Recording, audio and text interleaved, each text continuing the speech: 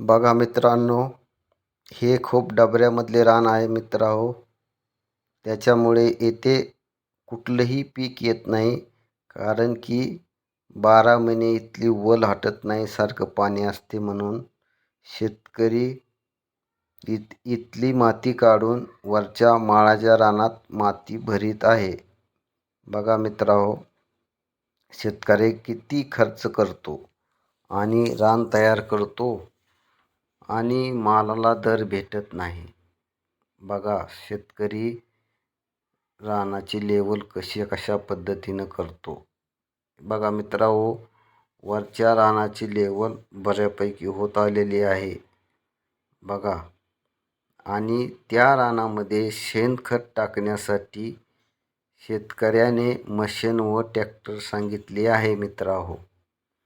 बघा शेतकरी राजा किती खर्च करतो मित्रांनो.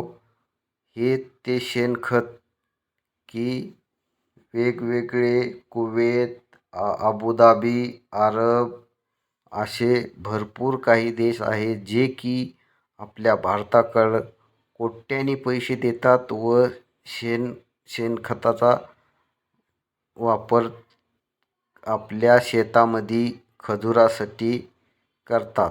खजूर शेणखत टाकल्यानंतर खजूर 10 पटीने उत्पादन देते मित्रांनो.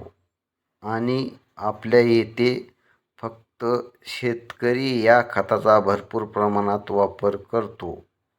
बघा मित्रांनो, वातावरण किती छान आहे. बघा साईडला हिरवेगार आहे, किती छान वातावरण आहे मित्रांनो. बघा शेतकरी आपल्याला जगवण्यासाठी शेती चांगल्या पद्धतीने करतो व स्वतःही चांगल्या पद्धतीने जगतो. बघा हे शेणखत, ज्याची किंमत सोन्यासारखा दर आहे. बघा शेतकऱ्याकडं जनावरे असतात म्हणून खत उत्पादनही असते आणि ठराविक लोक